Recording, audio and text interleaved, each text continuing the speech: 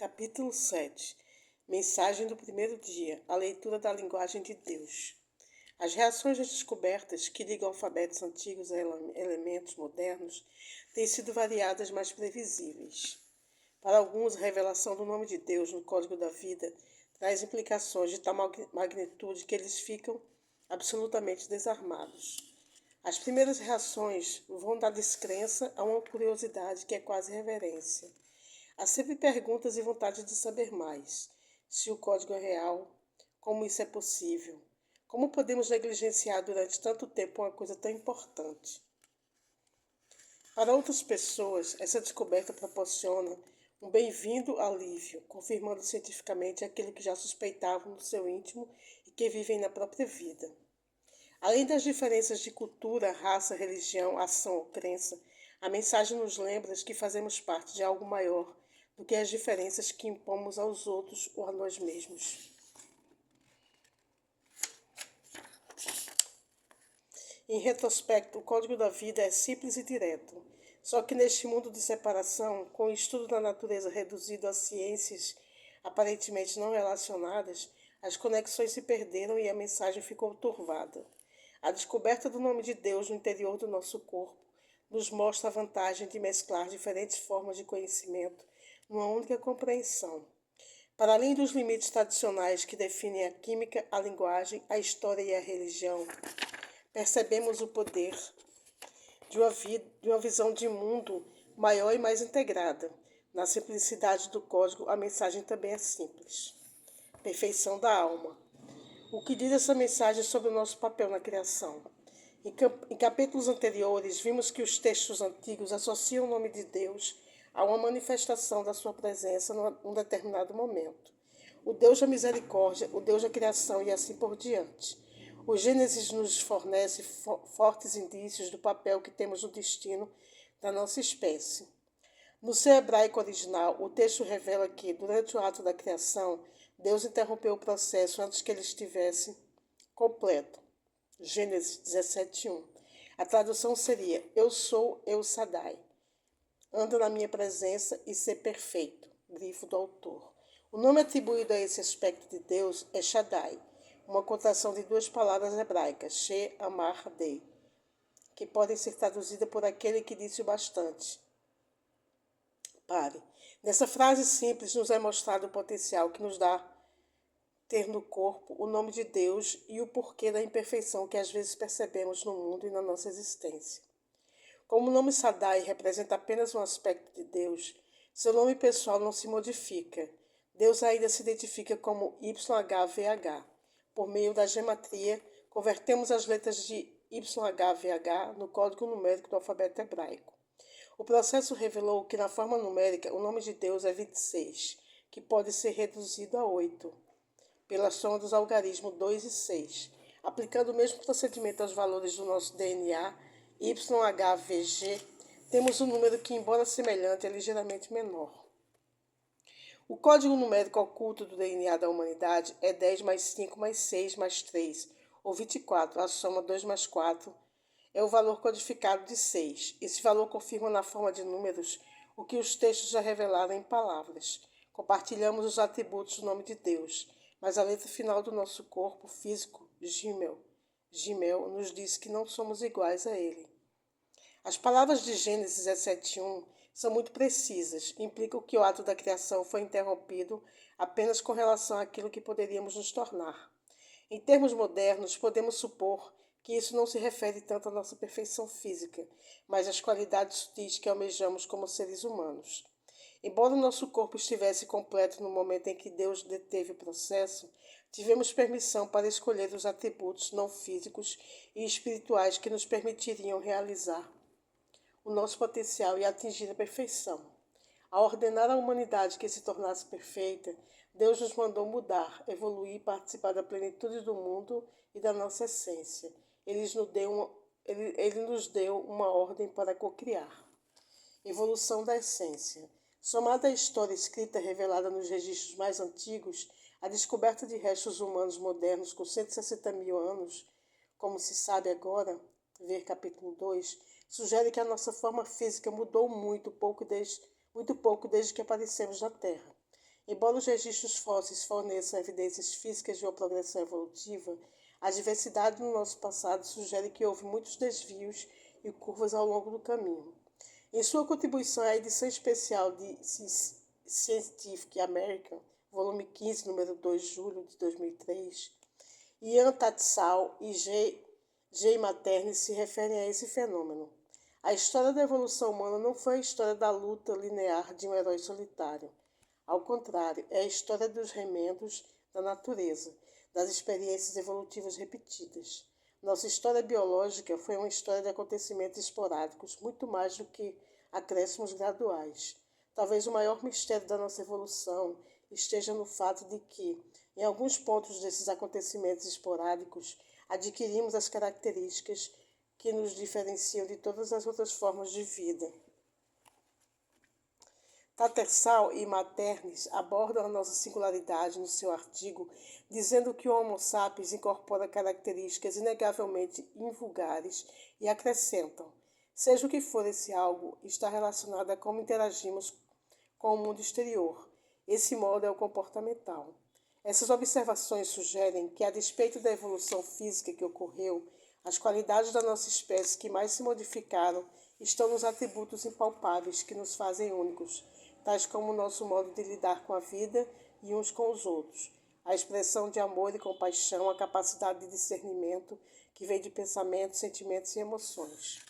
Por meio dos sentimentos e emoções, características que nos diferenciam de outras formas de vida, evoluímos para nos tornar mais do que nossos ancestrais, que nos precedem em centenas de milhares de anos. Essa noção apoia a evidência física de nossa evolução. Nossa capacidade de transcender a dor dos desapontamentos da vida ou de perdoar aqueles que violaram a nossa confiança, por exemplo, nos permite redefinir o que essas experiências significam na nossa vida. À medida que mudamos nossa percepção, redefinimos também o corpo, no sentido muito literal. Como está muito bem documentado na literatura médica e científica, mudando simplesmente a maneira de sentir, conseguimos melhorar funções imunológicas, modificar os níveis hormonais e alterar a frequência cardíaca, a respiração e o metabolismo. A afirmação da Torá, na sua versão do Gênesis, anda diante de mim e ser perfeito, não parece ser uma observação relativa à nossa imperfeição, mas um convite para transcender os desafios que cada um de nós enfrenta na vida. Assim cumprimos o destino de uma perfeição maior, um destino que fica a uma letra apenas da imagem refletida de Deus. Exteriormente, aceitamos a possibilidade de nosso relacionamento com um poder superior. Mas será que ao longo do tempo e em meio à luta pela sobrevivência, nós nos esquecemos do que essa relação implica? Acreditar que a família humana vem de uma mistura acidental de moléculas que resultou nessa espécie inteligente e complexa gera a sensação de que estamos sozinhos no cosmos e de que a nossa sobrevivência realmente se baseia na lei do mais forte e do mais apto. Porém, se descobrirmos que a nossa família global foi criada, que somos o produto intencional de inteligência maior, o sentido do nosso papel na criação também deverá mudar. Pode ser que novos indícios, como os que encontramos ao interpretar o DNA humano como linguagem original, nos ajudem a compreender melhor a natureza da nossa evolução. Em última análise, podemos descobrir que a resposta para o mistério que nos envolve repousa no coração do nosso mapa genético. O mistério do genoma humano, o que nos torna diferentes. Em junho de 2001, foi alcançado um marco que gerações futuras possivelmente verão como uma das maiores realizações da história da ciência. Depois de 20 anos de pesquisa, no maior esforço cooperativo do gênero, o primeiro esboço do genoma humano, a receita química do corpo humano, foi concluído. Mapear o genoma humano foi comparado à ida do homem à Lua, mas acho que é mais do que isso, afirmou o Dr. Michael Dexter, diretor do Wellcome Trust, que financiou a parte britânica do projeto. Discorrendo sobre o significado desse primeiro mapa genético humano, Dexter especulou que, além de ser uma realização essencial da nossa época, esse feito pode ser a mais notável realização da história da humanidade. Além de responder perguntas sobre a natureza genética, entretanto, o primeiro mapa genético humano revelou uma surpresa que poucos esperavam. Para espanto das próprias equipes envolvidas no projeto, descobriu-se que o padrão genético de um ser humano tem muito menos genes do que o esperado. Quando o projeto começou há cerca de 2 décadas, acreditava-se que fosse necessário algo em torno de 100 mil genes para definir o corpo humano. Porém, em 2001, ficamos sabendo que os seres humanos têm apenas um terço da quantidade de genes que se pensava originalmente. Segundo Craig Venter, presidente da empresa que comandou uma das equipes de mapeamento, há apenas 300 genes no genoma humano que não estão no rato. Francis Collins, líder da parte norte-americana do projeto, comentou as implicações dessa descoberta. Era difícil explicar o mecanismo de controle genético quando pensávamos que havia 100 mil genes. Agora temos apenas um terço disso. Indo mais além na reflexão sobre as descobertas de sua equipe, Venter disse: "Isso me diz que os genes não explicam totalmente o que faz de nós o que somos." Sem diminuir de modo algum o significado do projeto do genoma humano, as descobertas que ele trouxe reforçam as crescentes suspeitas de que algo ainda escapa à nossa compreensão dos organismos vivos. Em algum ponto da trilha de descobertas que levou às sofisticadas explicações da vida com que contamos hoje, parece que uma informação essencial passou despercebida ou foi simplesmente deixada para trás. Venter reiterou essa ideia quando lhe pediram para comentar a importância das descobertas inesperadas. Acredito que todos os nossos comportamentos, todos os nossos formatos e funções têm claramente um componente genético, mas os genes explicam só uma parte do processo. Nestes primeiros anos do século XXI, talvez estejamos apenas começando a entender as implicações dessas descobertas e o quão profético é o comentário de Venter. Há 7 milênios, as práticas espirituais, tradições religiosas e literatura sagrada nos exortam, por meio dos registros históricos, a reconhecer que a vida humana é mais do que os ossos, a carne, os músculos e os cabelos que são óbvios a olho nu. O mapa do nosso código genético, concluído hoje graças a instrumentos sofisticados e a 20 anos de trabalho das melhores mentes do nosso tempo, nos levou à mesma conclusão.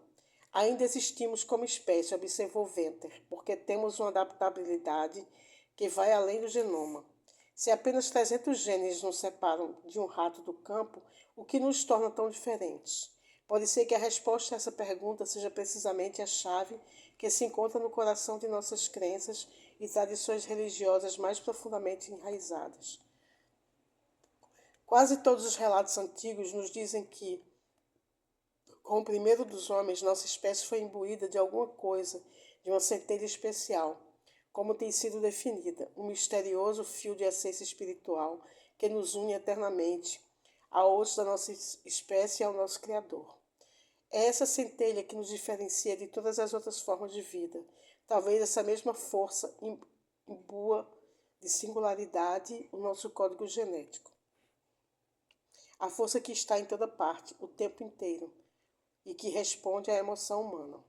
Recentemente, alguns cientistas sugeriram que o mundo moderno superou a necessidade de explicações espirituais para os mistérios da vida. Na revista alemã Der Spiegel, o renomado físico teórico Stephen Hawking reforçou esse ponto de vista ao afirmar: "O que eu fiz foi mostrar que a maneira como o universo começou pode ter sido determinada pelas leis da ciência.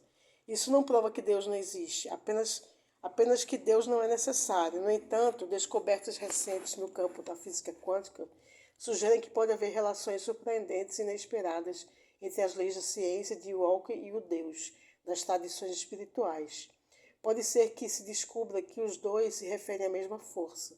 Descobertas científicas do final do século XX mostram que o próprio fundamento da nossa visão de mundo está se modificando drasticamente. É o caso do estudo que documenta que muitos átomos podem coexistir exatamente no mesmo lugar e no mesmo instante sem se chocar uns com os outros, do anúncio da teleportação de um feixe de luz, desmontado e depois remontado em outro lugar, pela Universidade Nacional Australiana, ou do fenômeno dos fótons gêmeos, 2 unidades de luz com a mesma origem, que espelham um comportamento do outro, mesmo separados por distâncias de muitos quilômetros. O que poderia explicar essas observações? Novas pesquisas sugerem que os eventos da criação de minúsculas partículas subatômicas a enormes e distantes galáxias estão relacionados.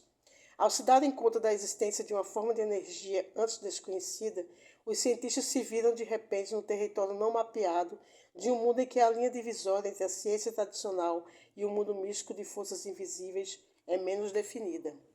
Chamado de mente de Deus, mente da natureza ou holograma quântico, esse campo de energia antes não reconhecido é definido como uma força que está em todo lugar durante o tempo inteiro, que existe desde o princípio e apresenta uma forma de inteligência que reage às nossas emoções mais profundas. Em termos modernos, essa descrição é impressionantemente semelhante às referências antigas à presença de Deus. Pode ser que o poder dos nomes esteja apenas começando a revelar a magnitude das descobertas que essa força ainda tem a revelar.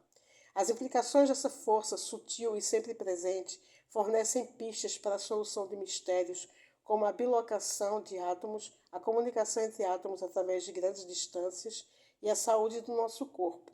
Ao mesmo tempo, o reconhecimento desse campo fornece uma ponte extremamente necessária entre a ciência moderna e as antigas descrições dessa mesma força. À luz das novas descobertas do mundo quântico, surge uma tendência a revisitar a sabedoria preservada nos mais antigos relatos da criação. Embora a linguagem seja de outro tempo, os temas tratados são notavelmente semelhantes às revelações da ciência do final do século XX. Assim como hoje uma força unificadora é considerada essencial no estudo da física, o princípio de uma única força todo-poderosa no fundamento da vida permeia os mais antigos e diversos relatos sobre as origens da vida. Tendo em mente esse poder, um exame dos textos editados e restaurados da antiga literatura cristã, hebraica e gnóstica nos dá outros indícios da diferença sutil que nos separa de outras vidas. E o homem foi feito alma vivente. Uma das principais chaves do mistério da nossa singularidade é a distinção que esses textos fazem entre o corpo humano e a centelha divina que anima esse corpo. Versículos descobertos nas versões restauradas de traduções bíblicas nos dão alguns indícios para a solução desse mistério. Eles dizem, por exemplo, YHWH, formou o espírito do homem. Porém no vosso íntimo o meu espírito. No entanto, mesmo que sejam precisos, esses enunciados não contêm informações que nos ajudem a compreender nossa misteriosa existência. Já os textos gnósticos perdidos mencionados antes dão a ideia mais clara das sutilezas da alma humana e de como ela veio a ser. Entre os documentos da biblioteca de Nag Hammadi havia um texto raro dos mandeanos, a única seita gnóstica que sobreviveu até os tempos modernos. Considerando a humanidade uma vida estranha a este mundo, os textos dos mandeanos se concentram na singularidade da nossa experiência na Terra. Eles começam sua narrativa descrevendo a criação de Adão num texto intitulado Criação do Mundo e o Homem Alienígena. O texto faz uma distinção clara entre o corpo de Adão e sua alma, que entra no corpo depois que é formado. Quando Adão é infundido com a misteriosa força da vida, seu corpo desperta. Fazendo eco a outros textos gnósticos que descrevem a criação de Adão como um esforço coletivo dos anjos dos céus, o manuscrito começa afirmando que, sob as ordens de Deus, eles criaram Adão e o pousaram no chão, mas nele não havia uma alma. Quando criaram Adão, não conseguiram dar-lhe uma alma, mas quando a radiância da vida se pronunciou em Adão, ele abriu os olhos no tronco corporal. Outro texto gnóstico conhecido como a hipóstase dos arcontes é uma interpretação mística dos primeiros livros da Gênesis, escrita provavelmente no século III EC. No relato que faz a criação de Adão, a essência viva do espírito de Adão é considerada distinta e separada do seu corpo. E o espírito surgiu, desceu e foi habitar dentro dele. E esse homem, Adão, tornou-se alma vivente. Ele, o espírito, o chamou de Adão. Para entender melhor a natureza do espírito de Adão, contamos ainda com indícios esparsos vindo dos fundamentos das tradições hebraica e cristã, como o Talmud. Humanidade e sabedoria de anjos em corpos de terra. O Haggadah, por exemplo, além de afirmar que a humanidade foi criada como ponte entre os mundos do céu e da terra, diz quais são as qualidades dos anjos do céu e das criaturas da terra que se fundiram para criar a espécie do homem. Herdamos dos anjos 4 qualidades que contribuem para a nossa singularidade. São elas: o poder da palavra, o intelecto discriminador, o andar ereto e o olhar dos nossos olhos. O poder da fala é um poder duplo que não dividimos com nenhuma outra forma de vida na Terra. A ciência demonstrou que a vibração afeta o mundo físico de maneira profunda. É da vibração que vem a força que devasta cidades inteiras durante um terremoto e a força que cura o nosso corpo pela emoção. A fala permite que tornemos audíveis as nossas vibrações.